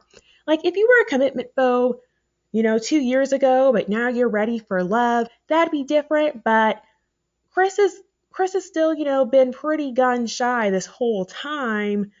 And somehow we're supposed to believe that Kiki's suddenly different. He's supposed to be like a different person when it kind of seems like he's only interested for now because she's a challenge for now. And so I just wonder how he's going to react when she's completely ready. Is he going to, ghost her this time? Is he going to run away this time? And speaking of people who ran away, I was not happy about Tyler just like leaving for several hours and not texting Jackie back because he was mad at her getting cold feet about the wedding. Text, say like, I need time to think or something, or like, yeah, just I need time to think, I need space. Like, just let her know at least like you're okay. Even if, like, Tyler, you know yourself, you're going to come back. So act like it. Act like you want to come back, but you need, time to yourself. Use your words and do that. Like, getting somebody like Jackie worried about that. If you love someone, make sure you show that you know them, show that you understand them. Someone like Jackie was probably freaking out a lot more than she said. She's a person that likes to know where everybody is and where everyone is going. Like, everything at her wedding has already been messed up except you, and now you leave. Like, her saying I'm worried was an understatement. I'm surprised she did not make a bigger issue than that, maybe because like she was just glad she showed up and like she needed somebody to confirm her worries about Coco's makeup or something, but that just felt like really unnecessary to me. It felt a little, I guess gaslighting isn't the right word, but it just felt like a lack of understanding and a lack of consideration. I think Jackie's response was natural, like she was just venting, getting it off her chest, and Tyler overreacted anyway. And then with the addition of like not contacting her and just running away, that just like left a bad taste in my mouth. I did not appreciate that. But I do, back to Kiki, she does deserve her own movie. I think she's like the rom-com lead we need. I love that she's got comeback. She is kind. She is not nice. She is not trying to be like that whimsical Hallmark girl that's like kind of one drop of sweetness away to like singing to animals in the forest, like one drop away, um one grain of sugar and spice and everything nice from like being Giselle from Enchanted. I love that she's got comebacks. When she said in the woods to Chris, like, if you were funny, I would laugh more. Sorry, Chris. You're a doctor and you're pretty. That's it. But like, Kiki needs more than that because, you know, you have the honor of being interesting to her for now, but I'm going to need you to come with the jokes. I'm going to need you to not leave your personality at home. You can't just be laughing at me. Have you ever talked to someone and you're just being yourself and you hear and all they have to say is you're funny? When somebody says you're funny, it's because they're not. When you like they're basically like, you have a personality. Wow. And it's like, yeah, I know. Where's yours? It's just not. I don't think I've ever really been close friends with someone who just says you're funny mid-conversation. Or it kind of seems like a left-hand compliment. It's not like you're funny, it's you're weird. That's what I'm just realizing that now, like that's actually like them announcing to you that you are like too much for them, too interesting for them, and their friend group is more of like the bland variety. And if you usually hang out with those people's friends, you realize like, oh, like all we can do is really talk about the weather. And like even a joke about the weather might be too much. But let's move on. I like that she's realistic. When the kids are on the roof, they had locked themselves on the roof, and then Kiki and Chris come to join them to actually find them because again, no one was supervising those kids, and then they accidentally close that door and lock themselves and the kids on the roof, and it's not until the hotel manager gets up there that they're able to leave in peace. And then the hotel manager, he plays his ukulele, and the kids are like, "You play a ukulele?" And he's like, "Yeah, I want me to." And then Chris is like, "Let's hear something." In any other movie, we would have heard this hotel manager play the ukulele, but Kiki, our goddess, who, has been up here for 15 minutes too long, says, "No, we gotta go." That was like the first of like Black parent realism that I had seen all movie, and it was just so timely and funny. It was just like, Kiki does not have time for this. Like, we need, the kids gotta eat. I gotta like report back to Trina that her child is fine. I gotta return Coco and Josh to Jackie and Tyler. Like this situation needs to be wrapped and tied with a bow and done. This is done. Time in the roof is over. And so I thought that was really funny. And I love that she's not totally into Chris yet. Maybe she's hearing what we're hearing, that, he tends to flake on people, that at his big age, he does not know how to be in a relationship. And so I like that she's not totally into Chris, that she's still taking her time. Even though they did share that kiss, I don't think they're completely in talk every day territory. Like, love is not on the table yet. So I appreciate that. I appreciate that she's going to take her time to get to know him. I say it's a no from me, but Kiki ghosted him too, so maybe they'll be a mess together. And I do appreciate that she was Chris's karma, because if you ghost people, you deserve to get ghosted. Another couple I enjoy were Julian and Trina. I love that Julian still can't draw or describe things. He's still bad at these family games. And I love that how much he loves Trina in the Littles. Like, he just counts as one of the Littles at this point with his level of messiness.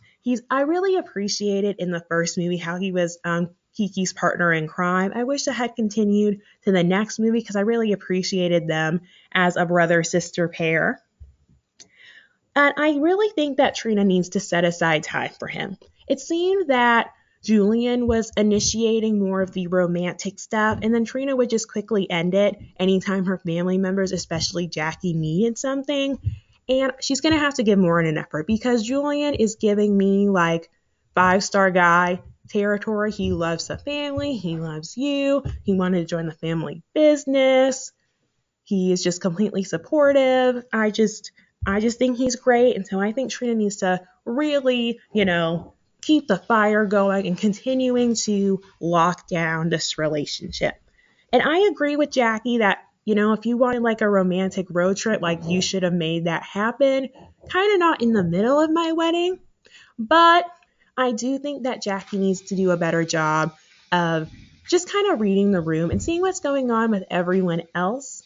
I think that she notices Kiki so much because she makes herself known, but Trina is not really the type of person to share her problems like that, and she's so available to join, she's so available to give to everybody else that you actually have to make time and be like, hey Trina, what's going on? Or hey Trina, I see what's going on. You need to get it together. And I think that I do get that, it's Jackie's wedding, but she's kind of giving Trina like the Cinderella treatment. I feel like it's a relationship where Jackie takes more than she gives. And Trina's married and has a kid, and so she's always had a little bit more, maybe I shouldn't say this. She has a different set of struggles than Jackie does, and I feel like that's not really respected. When Jackie busts into Trina's hotel room looking for content, looking to be coddled, and notices that Trina and Julian are on the floor with some chocolate-covered strawberries and peppermint bark, she should have moved on. She should have moved on and realized that Trina has a timetable of her own. Trina has things going on her own. And if she's not here to really do matron of honor duties and be involved in the wedding planning at all, maybe you shouldn't complain to her about a wedding that you don't want her to be involved in. Like, what about that, Jackie?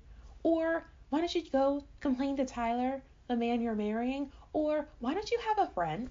I mean, we already talked about why Jackie probably doesn't have friends, but maybe she should have made one within the year that Tyler and her were dating, like a couple's friend or something, someone whose ideals line up a little bit more with her, with, her own, and then gone to her to complain. Maybe do that instead of expecting Trina to always be there for you. Like, Jackie does eventually tell Trina that, and I might be repeating myself, sorry I had to record this section over again because I ended up losing it. We thank God. But, like Jackie tells Trina, like, girl, you need to focus on your relationship, but she also is part of the reason why Trina can't focus on her relationship. She says, like, hey, you don't always need to be here for the family. Jackie, do you realize that family includes you? You realize that you're related to her, right? So you do realize that you are part of the problem and you are enabling Trina's behavior. So if you don't want Trina to focus on you all the time, don't ask her to focus on you all the time. Move on. And the most problematic interruption of Julian and Trina, and this is supposed to be played for last, but I thought this was very disturbing and weird, was when Mr. Liddle decided to be an enemy of progress. This is the lie of misogyny. So misogyny says that instead of holding men accountable and destroying rape culture and encouraging men to respect women and not objectify them or take advantage of them or run through them till they find, the girl of their dreams or whatever prized possession they're supposed to find. They decide to police women's bodies. So instead of asking men, why do you do that? And hey, stop doing that. You're just going to tell women what to do and when to do it. And that's why there's all those jokes about my daughter won't date until she's 35. Instead of pressing pause on your daughter's dating life or trying to manage your daughter's dating life or having some fixation on her body and her sexuality so she does not distract men or she doesn't tap men, how about you get these men in line? How about you get these men together? Like, whether your daughter's straight or not, let's make sure that when she goes out into the world, when your daughter, when your wife, when your sister, when women in your life women and femmes go out into the world, they are safe and they are respected. And their sexuality does not put them in danger. And their body does not put them in danger. The fact that you're a woman does not put them in danger. Let's make sure that the people with privilege destroy their privilege, undo their privilege, examine, do all the things. Make it go away. Make male privilege go away. Make the patriarchy go away so we can all be human beings that can go through this world and be treated with respect. Like, let's just do that. But no, telling women what to do is easier for you. It's easier for men. It's more comfortable for men. So they decide to do that instead of talking to each other. So the great lie of misogyny is when you are married, when your body is now your husband's possession, your father can be at peace because your body is no longer his concern. So why is Mr. Liddle in Trina's hotel room? What is that about? Why, is it just some weird, when my daughter's within proximity to me, she will not get to live her best life? What is wrong with you?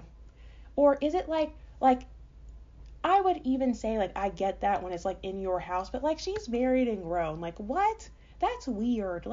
Can we leave people alone? Can we leave, people in relationships alone? That's just weird. So you're really telling your married grown daughter with kids, she has had sex before, you're monitoring her body and you're telling her when and where she can have sex. What is wrong? What's not clicking? What's going on? Or is it some if I'm not getting none, nobody gets any? Worry about yourself. You can tell your kids to look after their own kids who aren't being supervised anyway, so that's not a problem. And you can plan a date for your wife and take her out and get your life. You can make that happen. So I don't understand why this scene happened. This is another unnecessary scene. This is a very disturbing scene to me, and I did not like it at all. But other than that, I did enjoy Mr. Liddle. I enjoyed Mr. and Mrs. Liddle as a couple. I thought their chemistry was very natural and cute. We do have to admit that Mr. Liddle ends up buying Mrs. Liddle those tickets to France because he didn't want to look cheap in front of Tyler's parents. That is part of it. While he does love Mrs. Liddle and does want to go on adventures with her and does want to brag about learning French or knowing very little French. That was cute though when he said I love you in French. That was sweet. He also wanted to kind of show off. Or at least keep up with Joneses or whatever Tyler's last name is. That's funny that, do we know what Tyler's last name is? He really is getting the totally spies male treatment, and I kind of love it at this point. I wish they would just have played into the fact that Tyler's basically a stranger and just kind of make little comments about how the Littles barely know him. I think that would have been kind of funny, but they decided to listen to us and give Tyler a family or whatever, which was cute. We do love to see that.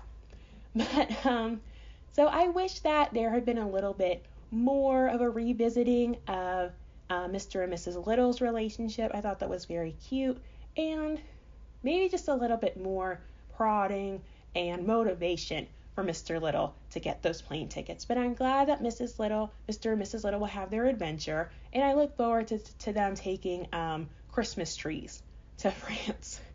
I mean, if they can so I did not understand Mr. Little's I can't have my things. You're obviously taking your things to Jackie's house, now to this hotel. If you can a Christmas tree and bully the hotel manager into putting it into your room. Like, imagine what you're going to be able to do in customs.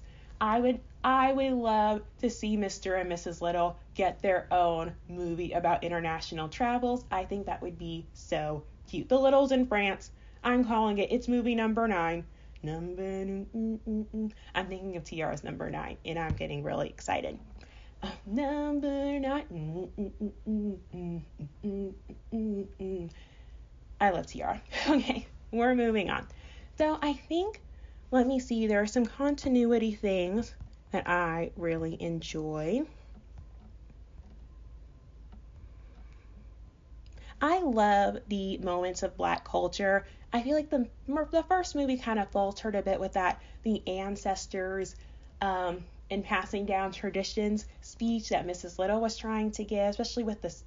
It was the soundtrack that really threw that off. I think they did a much better job in the second movie, continuing, having the Christmas angel on top of the tree and keeping it in the family. That was really sweet.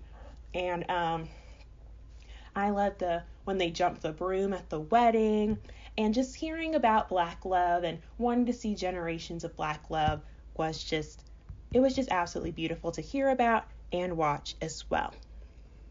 And I wish they had made Jackie even more type A and weird. Her type A-ness may have been a little bit off-putting, but it wasn't that strange. Like, when people make their bed, they want to keep, the mattress smooth or whatever. I didn't think that was that weird. Or her arranging her closet by color and type. I think that's very common.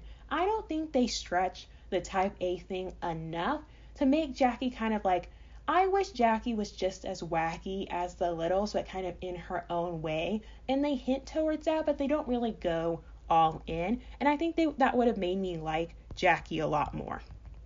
Even though I know, like, women can be unlikable, that's fine. It's not like, I think, like, I like Jackie, I relate a lot to Jackie, so that's probably why, like, I have the most critique of her. But I wish that there was just something that would just kind of, like, fully define her more as a character. Like, if these are her characteristics, let's really plug into them. That's what I think. But overall, the first movie is a fun mess, and I think the second movie is almost perfect. We could just get rid of that E-Piano 1 sound effect thing and the unnecessary scenes and some of these bad writing choices. I think this third movie has a lot of potential. I'm excited for next year's round of Christmas movies to see the Littles again. That's going to be a lot of fun. And I think it was just nice seeing young, 30 to 40, so relatively young, successful Black men actually want to be with Black women and actively pursuing them. It really seems like some of these Black men that are interested in dating Black women really think that they are prizes and really think that they should get like the Nobel Peace Prize for wanting to date Black women. And it's like, it feels a little anti-Black to me. Like, I did not know.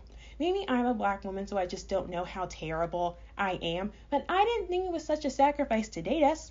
I didn't think it was such like a burden to be with one of us. So like the fact that you think that like you being with a Black woman gets you some sort of prize or some kind of medal is really ridiculous to me. And you do not. You are actually leveling up. You are actually having a privilege and an honor by being with one of us. So it's just the laziness for me, the mediocrity for me. It's the delusion for me that I don't really understand. So there just doesn't seem, from what I've heard, there doesn't seem to be a lot of effort. There doesn't seem to be that great of conversations happening. There's the vision is kind of lacking sometimes. So I really hope like some of that is out there, because I'm not hearing the best Yelp reviews of some of you. So it'd be nice to, hear your creativity and consideration, like the book. Like, that was really creative, Tyler. I love that as like a wedding gift or pre-wedding gift. And knowing Tyler, I bet he has a cute wedding gift or wedding surprise plan. I'm sure of it. Like, I believe in our guy. I really like Tyler now. I really do. I'm really enjoying him as a character. So it'd be nice to see, to hear some Black men really stepping up as well. that want to date black women, aren't colorist, and don't want to use black women to gain white privilege, and don't feel that it is their divine right to oppress everyone else in the community. That would be nice. And I love seeing, generations of black love and generations of black people and black love in the cast as well. So I think this movie really got me, and I was so emotional in the first part of this podcast because it really felt like a balm, really felt like a salve for my soul. And you know what balms do? They burn before they soothe. When I had first experienced this movie, well, I actually ended up watching it twice because I missed the first half, so I watched that, and then like around 10 or so, like it came back on again, so I was like, I'm going to watch this movie in its entirety. Loved it again. And it just felt so, as I said before, it felt really sweet, it felt really empowering, it made me hopeful in a way that other Christmas movies just haven't. And it kind of exposed like a bit of tenderness in my heart and a little bit of concerns that I've had just being, a young black woman in this world and thinking about relationships and stuff like that. And it's not looking pretty good out there. So this was a nice, and they say, black people can't do fantasy. And it's like, look at this magical world that Kelly and the team were able to create. So I really enjoyed it, and I recommend that if you don't watch the first one, you're not missing much. Just check out the second one, and I hope that you enjoy it and let me know what you think. And that is all I have for today. If you'd like to follow me, check out my Instagram and Twitter at Black Girl Talks Pop. That's Black, BLK, Girl Talks Pop.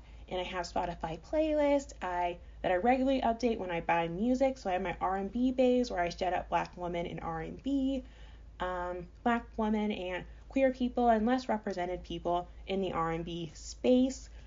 I have a K-pop podcast from Second Gen and beyond, and I have a CCM that's Christian, contemporary Christian music, so pop music and gospel in a playlist as well. I think it's called Left Behind. So I hope you check those out and enjoy those artists. And my podcast is on Spotify, Apple Music, and SoundCloud. If you're on Apple Music, please leave a nice 5-star review so other people can find it. And if you're on YouTube, I hope you like the video and subscribe for notifications of future content and leave a comment letting me know what you think. So that's all I have for today. Hope you know that you are wonderfully and beautifully made, and I'll come back when I have something to say. Bye! Oh, and anything that I reference is in the description down below, as well as my social media links are in the link tree, so if you check that out. Okay, now I gotta say bye!